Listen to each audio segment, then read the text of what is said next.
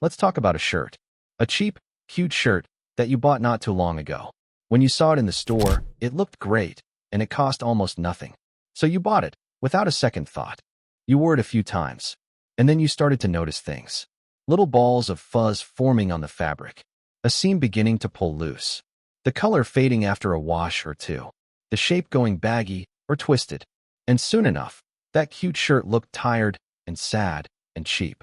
So into the bin, or the donation bag, it went.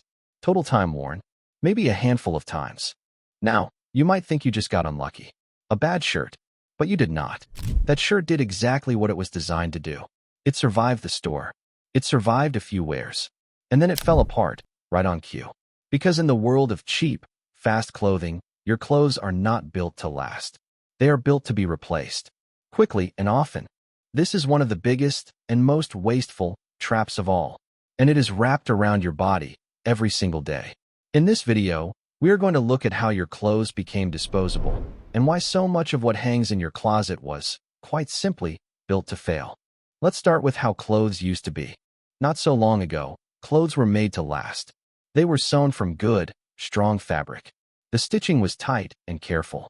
Buttons were sewn on firmly. A coat, or a pair of trousers, could last for many years, even a lifetime. And when something did wear out, people fixed it. They sewed on a new button. They patched a hole. They took in a seam. Clothes were mended and cared for, and even handed down from one person to the next. A good garment was an investment. It was expected to serve you for a very long time. Now let's look at the cheap, fast clothing that fills the shops today. And here is where everything changed. To sell clothes for almost nothing, companies had to cut every single corner they could find. So the good, strong fabric was replaced with thin, cheap material. Often, that material is really a kind of plastic, spun into thread. The careful stitching was replaced with fast, loose stitching, done as quickly as humanly possible. Sometimes the pieces are not even properly sewn, but glued. The buttons are barely attached. The whole garment is rushed together, as cheaply as it can possibly be, just to survive long enough to be sold, and worn a few times, before it gives up. And it works exactly as planned. These clothes pill, and stretch, and tear, and fade, astonishingly fast. They are not made for your life. They are made for the store shelf, and for a few short outings, and no more than that. But here is the truly clever part. Falling apart is only half of the trap. The other half happens inside your own mind. Think about how fashion works now. It used to be that styles changed slowly, over years. But today, the cheap clothing companies push out new styles at a dizzying speed. Not a few times a year, but constantly. Some of them add thousands of brand new styles every single day. There is always something newer and trendier, and the thing you bought last month already feels old and out of date. This is the very same trick we saw with phones. It is called perceived obsolescence. The clothes do not actually have to wear out for you to stop wanting them. They just have to go out of style. And in a world of endless new trends, that happens almost instantly. So you are hit from both sides at once. Your cheap clothes fall apart fast. And even before they do, they are made to feel old and unfashionable. Either way, you are pushed straight back to the store to buy more. Now let's talk about the mountain of waste this creates. Because it is almost beyond belief. Around the world, we now make and throw away a staggering amount of clothing. The numbers are so large they are hard to even picture. So try this one. Every single second, somewhere in the world, a whole truckload of clothes and textiles is either burned or buried in the ground. Every second, a full truckload. And it never, ever stops. And here is a number that shows just how disposable these clothes have become. On average, many garments today are worn only a handful of times, sometimes just 7 or 10 times, before they are thrown out. Think about that for a moment. Something made to be worn on your body, for years, is now used about as many times as you would use a paper plate. And remember, so much of this clothing is made of that plastic-like fabric. So it does not rot away, the way cotton or wool does. It sits in the ground for hundreds of years. And worse, every single time you wash it, it sheds tiny bits of plastic, far too small to see. Those little plastic threads flow down the drain, into the rivers, and out into the sea, where they end up in the water, in the fish, and eventually, back in us.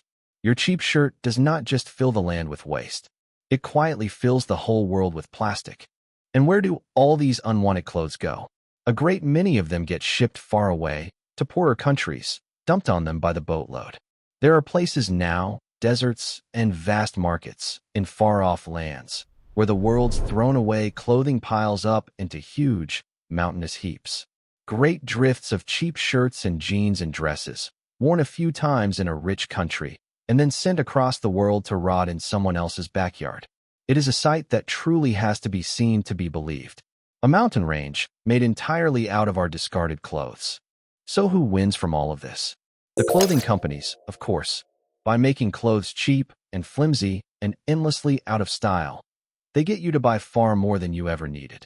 Not one good coat that lasts 10 years, but 10 cheap ones that each last a single season.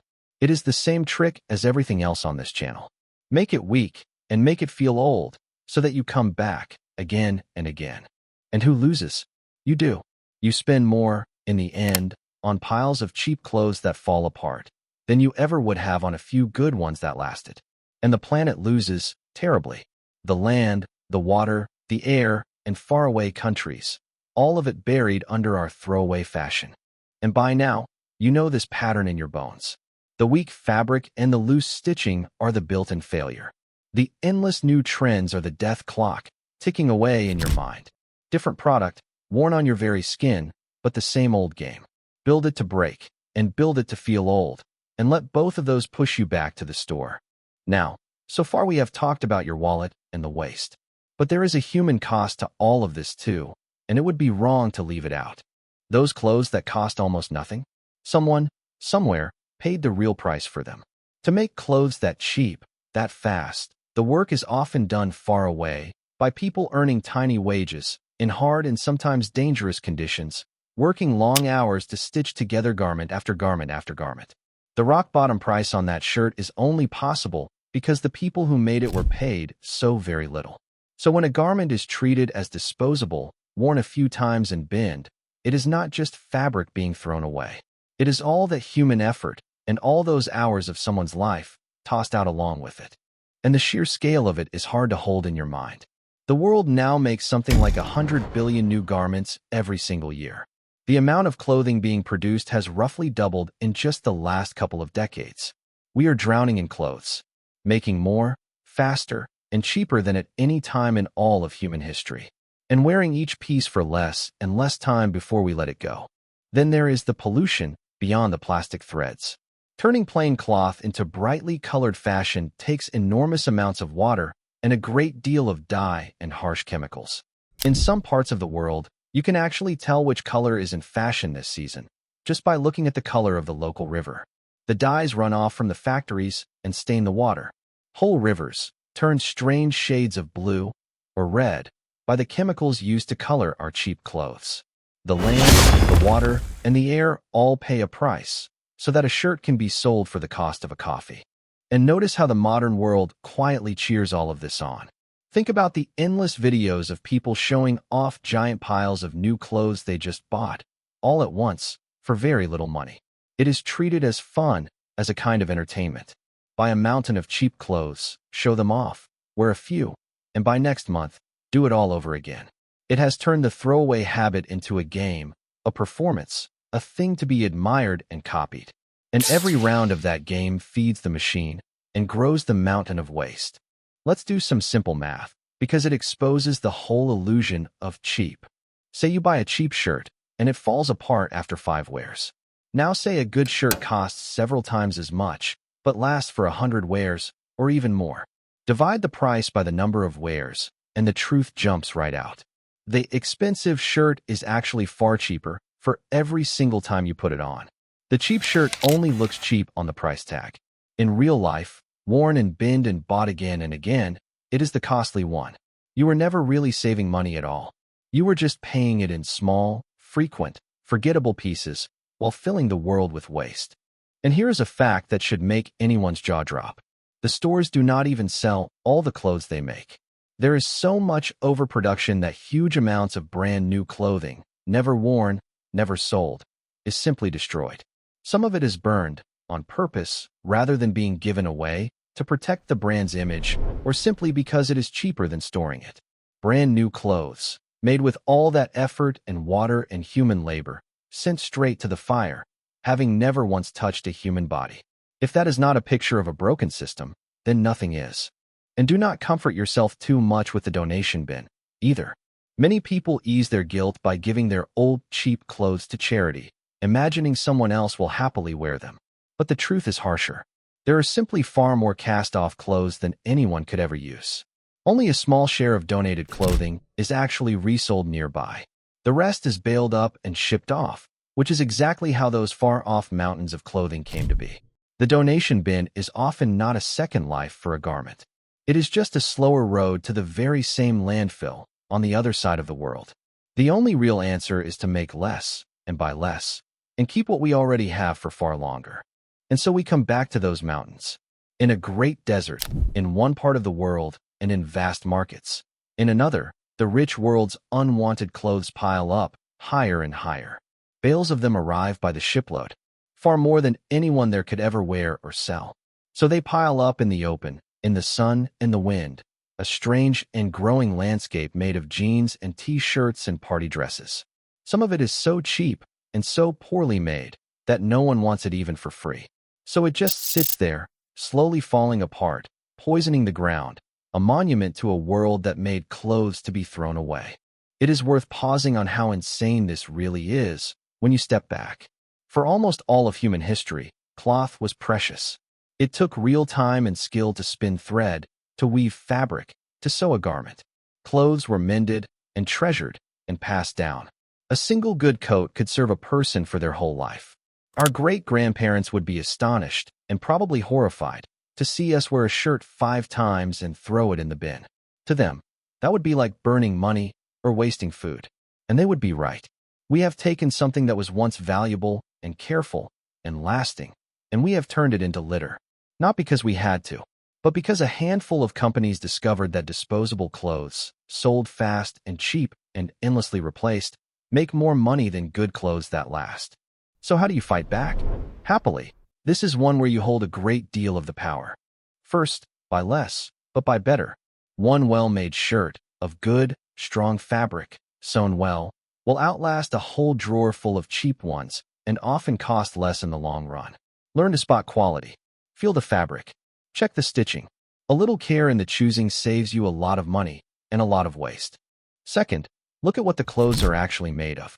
Natural fibers, like cotton, wool, and linen, tend to last longer, feel better, and do not shed plastic into the water. Thick, tightly woven fabric beats thin, flimsy stuff every single time. Third, learn a few simple repairs. Sewing on a button or fixing a small tear takes just a few minutes, and it can save a garment you love for years more. It is one of the easiest and most satisfying ways there is to beat the throwaway trap. Fourth, embrace secondhand clothes. There are wonderful, well-made garments, often from an age when clothes were built to last, sitting in charity shops and secondhand stores for very little money. Buying them saves you money, saves good clothes from the bin, and steps right around the whole fast fashion machine. Fifth, take good care of the clothes you already own, so they last far longer. Wash them a little less often, and more gently, in cooler water, which is kinder to the fabric and keeps the colors bright. Hang them to dry instead of blasting them with heat. Fold them and store them with a little care. And when a button pops or a small hole appears, mend it that same week before it has a chance to grow. Clothes, like anything else, last far longer when they are looked after. A garment that is washed gently and mended quickly can serve you for many years, no matter who made it. Good habits can beat bad design. And most of all, remember the trick. When your clothes fall apart in a few wears, or suddenly feel hopelessly out of style, you now know that both of those feelings were designed. The weakness was built in, and the sense of old was manufactured on purpose to keep you shopping. So the next time you are tempted by a rack of cheap, trendy clothes that cost almost nothing at all, remember what almost nothing really means. It means clothes built to fall apart. It means trends built to make you feel old next month. And it means a truckload of textiles, burned or buried, every single second, somewhere in the world. Your clothes did not have to be disposable. They were made that way, on purpose, so that you would keep on buying. This is just one trap, worn on your body every day. On this channel, we keep pulling them apart and showing you how the everyday things you trust were built to fail. Because once you can see the trick in the very cloth on your back, you can start choosing the things that truly last. So stick around. There is a whole lot more to uncover.